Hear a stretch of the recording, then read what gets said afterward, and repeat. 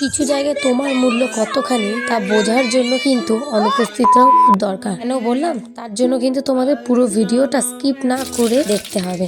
সকালবেলা ফ্রেশ হয়েই প্রথম আমার কাজ হচ্ছে রান্নাঘরে চলে আসা। আজ যেহেতু দোকানে আমাকে অনেকটা বেশি সময় থাকতে হবে আর তাড়াতাড়ি যেতে হবে, তাই কিন্তু সকাল সকাল রান্না বসিয়েই দিলাম। মা বললো যে ছিম আলু ভাজা খাবে, তাই আমি বসিয়ে দিলাম ছিম আলু ভাজা। রান্না করতে করতে একটু যেই সময় পেলাম, তাই কৌটোকাঠিগুলো ভালো করে একটু মুছে পরিষ্কার করে নিচ্ছি।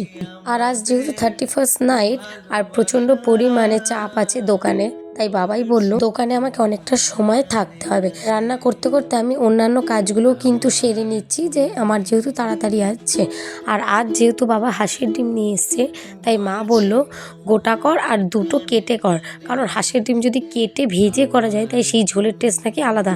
সত্যি তাই, কেটে করেছি, এত অসাধারণ টেস্ট লাগছে আর লোভ সামলাতে পারলাম না, তাই দুটো ভাত খেতে বসেই গেলাম। আর কাজের চাপে আজ যেহেতু সকাল থেকে কিছু খাওয়া হয়নি, তাই একবারে দুটো ভাতই খেয়ে নিলাম। তো রেডি হয়ে দেখো আমি বেরিয়ে পড়লাম দোকানের দিকে।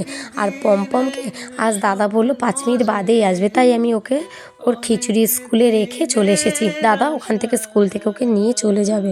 তোমাদেরকে বললাম না, মূল্য বোঝানোর জন্য কিছু সময় অনুপস্থিতিটাও খুব দরকার। সত্যি তাই, তুমি যখন সবার সাথে অনায়াসে মিশে যাবে, তোমাকে সবাই হালকাভাবে নেবে, যে এ তো এইভাবে মিশে যায়।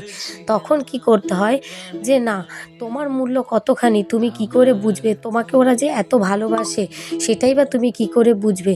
তার জন্য কিছু কিছু সময় নিজেকে একটু সরিয়ে নেওয়াই ভালো সবার থেকে। তোমাকে যদি সবাই সত্যি ভালোবেসে থাকে, এটা তুমি তাদের ব্যবহারেই বুঝে যাবে যে না, সত্যি এরা আমাকে ভালোবাসে। আর যদি তোমাকে ভালো না বেসে থাকে, তোমার দূরে সরে থাকা অনুপস্থিতিটা তাদের কোনো কিছু আসেও যায় না, আর থাকলেও কিছু আসে যায় না। তখনই বুঝে যাবে যে না, সত্যি তোমাকে আর কোনো প্রয়োজন নেই। তাই কিছু কিছু সময় দূরে সরেও দেখা ভালো তোমার মূল্য কতখানি। ও গল্প করতে করতে দোকানদারি করে কিন্তু আমি ঠিক চলে এসেছি প্রায় ওই 11:15টার দিকে। এসে দেখি খাওয়া দাওয়া কিন্তু জমাদার চলছে। শীতকালের রাত, হাত গুটিয়ে কেউ আগুন তাপাচ্ছে আর কেউ খাচ্ছে। এই করতে করতে যেই 12টা বেজে গেল, এবারে কিন্তু যেহেতু আমাদের রাস্তাটা ভাঙা হয়েছে, তাই নর্মালের ওপরে কিন্তু হ্যাপি নিউ ইয়ারটা লেখা হলো। আর তোমাদের সবার প্রিয় পমপম দেখো, তার দাদু ভাই, দিদুন, ঠাম্মা, পাপা, মাম্মা, মামির সাথে কিন্তু সুন্দর সুন্দর ছবি তুলে নিয়েছে। আর একবার কিন্তু এক একটা নতুন নতুন সাজুনি হয়েছে। তাই পাশের বাড়ি জেঠি বলছে, তোর মেয়ে যা সাজুনি হয়েছে।